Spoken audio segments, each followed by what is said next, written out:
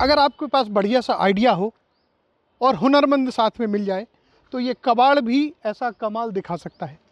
हम खड़े हैं जबलपुर नगर निगम की कर्मशाला में, जहाँ ये जो कबाड़ आप देख रहे हैं उससे एक अनूठी कलाकृति दो कलाकारों ने तैयार की, जो छत्तीसगढ़ से आए हैं, जबलपुर आए हुए हैं। और उन्होंने ये दो यूनिक जो आदिवासी समुदाय की जो एक महिला होती है उसका हूबहू रूप यहाँ बना दिया है कबाड़ से, और एक आदिवासी पुरुष का जो नृत्य या किसी उत्सव के समय जो उनका माहौल रहता है खुशी का, डांस करने का, नृत्य करने का, वो उन्होंने स्वरूप दिया है। और ये जो कबाड़ का कमाल आप देख रहे हैं इसका कॉन्सेप्ट कहाँ से आया, कैसे आया, किसने ये सोचा कि ये जो कबाड़ है जो स्क्रैप में बिक जाता था, जिसकी कोई वैल्यू नहीं थी, और उससे एक यूनिक जो है कलाकृति बना दी जाए और जो शहर में कहीं या गार्डन में लगाई जाए तो लोग देखें और उसकी तारीफ़ करें। हमारे साथ जबलपुर नगर निगम के एग्जीक्यूटिव इंजीनियर और ये कर्मशाला के प्रभारी GS मरावी जी हैं। मरावी जी से पूछते हैं, जिनके ये दिमाग में ख्याल आया कि इस तरह की कबाड़ को उपयोग करके मूर्ति बनाई जाए, वो कैसे, ये सर ये बताइए कि आपने कैसे कबाड़ में कलाकृति खोजी और कैसे आपको दिमाग में आया कि इसको एक अच्छा स्वरूप दिया जा सके? ये एक हमारे स्वच्छता सर्वेक्षण के स्लैब में था कि जितने भी हमारे जो अनयूज्ड मटेरियल है जिसका यूज़ हम करके लोगों के लिए आकर्षक या कुछ इंटरेस्टिंग चीज़ें डिज़ाइन दे सकते हैं, उसके तहत कमिश्नर साहब के निर्देशन में हम लोगों ने इस तरीके से देखा कि हमारे वर्कशॉप में काफ़ी कबाड़ जो अनयूज्ड मटेरियल है वो पड़ा हुआ है, उस मटेरियल को किस तरीके से रीयूज़ करके और लोगों के लिए एक आकर्षण केंद्र बनाया जा सके, उसके तहत हम लोगों ने ये प्रयास किया था। जिसके तहत हमारे नरेंद्र दिवागन जी हैं, विश्वकर्मा जी हैं, इन लोगों ने उस कल्चर को अपने कबाड़ से कमाल के माध्यम से निखारने का प्रयास किया हुआ है। और इसमें आपने देखा होगा कि जिस तरीके से आदिवासी महिला और ये जो पुरुष की जो इसका जो तैयार किया जा रहा है, ये देखा जाए तो ये एक प्रकार से हम लोगों के आदिवासी जो परंपरा है उसमें सैला नृत्य होता है। उस सैला नृत्य में महिला अपने लठिया लेकर के और वो डांस करती है, और साथ में पुरुष जो है मांदर कहते हैं जिसको, मिट्टी का बना रहता है वो, उस पे उसके थाप पे फिर ये डांस होता है।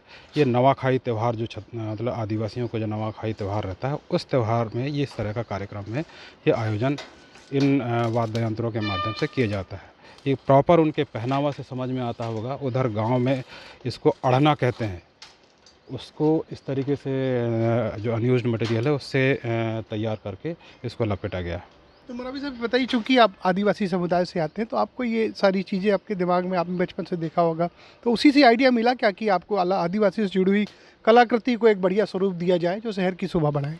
ये इस तरह की जो कलाकृति है, ये बड़ा अद्भुत और विरल टाइप की कलाकृति है। वहाँ के जो कल्चर है अभी के जो जनरेशन में वो प्राय देखने को नहीं मिलती।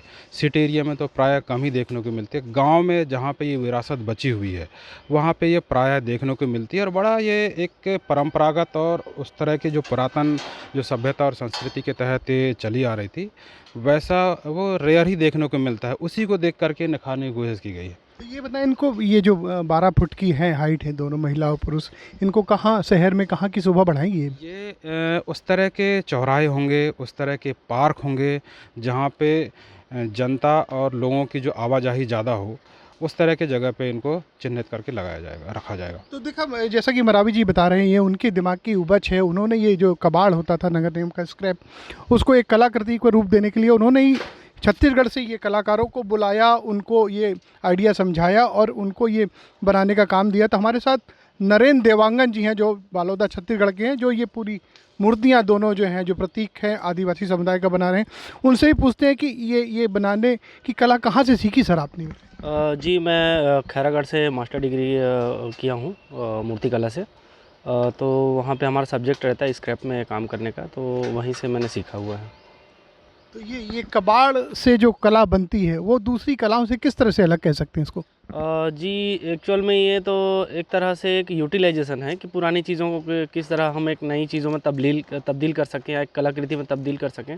इसलिए शायद मुझे दूसरे मीडियम से बेहतर लगता है कि पुरानी चीज़ों को एक नया चीज़ में ढालना एक बेहतर अनुभव है हमारे लिए। तो क्या जैसे एक चंडीगढ़ में एक ऐसे स्क्रैप से बना हुआ पार्क है, क्या उसी तरह का आइडिया आपने लिया क्या? हाँ जी, भी वो तो एक हमारे एक मतलब हमारे लिए एक आदर्श भी है कि उस तरह के पार्क होना। और उस समय में जो आर्टिस्ट थे उन्होंने वो सब चीज़ किया, और आज उन्हीं से प्रेरणा लेके भी हम भी काम कर रहे हैं ये चीज़ों का, कि जो पुरानी चीज़ें हैं उनको यूटिलाइज़ करके एक नई चीज़ में तब्दील करना, ये बेहतर अनुभव है। तो ये जो दोनों आपने बनाई, एक महिला और पुरुष की, क्या मैसेज देना चाहते हैं, क्या उद्देश्य है इनको बनाने का, और ये कहाँ पर लगने पे खूबसूरती बढ़ा सकती हैं, क्या लगता है आपको? जिस तरह से सर ने कहा कि ये जो मूर्तियां हैं एक ऐसे जगह हमें लगनी चाहिए जहाँ पे लोगों की आवाजाही रहे, तो उनको इनसे जुड़ने का एक मौका मिले।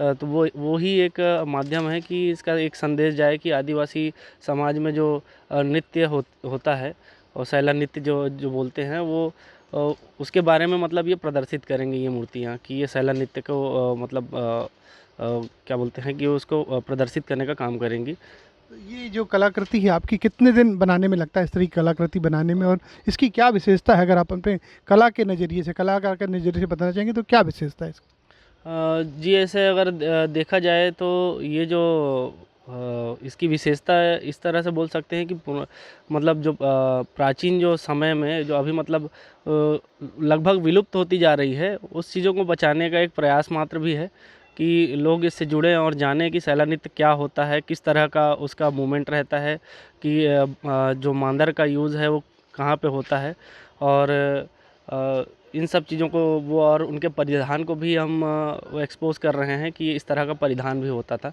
ऐसा करके जो ज़्यादातर सिटियों में नहीं देखने को मिलता, वो गाँवों में एकदम बीहड़ गाँव में जाके देखेंगे जब भी आपको देखने को मिलेगा। इसको बनाने में समय कितना लगेगा, आपको क्या लगता है? अच्छा, ये बनाने में हमको तो लगभग 12 से 15 दिन लगभग समय लग रहा है एक मूर्ति में। तो दोनों लगभग 20-25 दिन से 30 दिन तक लगभग हो जाता है। तो देखा, नरेंद्र देवांगन जैसा हमको बता रहे थे कि ये जो कला है उनके द्वारा बनाई गई, और चूंकि केवल ये दो मूर्तियां नहीं, आदिवासी समुदाय के प्रति दो मूर्तियां नहीं है एक, बल्कि आदिवासी संस्कृति, सभ्यता और उनकी जो परंपराएं हैं उसको बताने का एक प्रयास है। जो उनके कल्चर होते हैं, जो उनका नृत्य होता है, उत्सव होता है, उसको इस प्रतीक के माध्यम से जो लोग अनजान है, शहर के लोग जो नहीं जानते, उसको बताने की कोशिश की जाएगी। और ये कबाड़ से का यूटिलाइजेशन जो किया गया, ये अपने आप में अद्भुत है। कैमरामैन संजय उपाध्याय के साथ अजय त्रिपाठी, ABP न्यूज़, जबलपुर।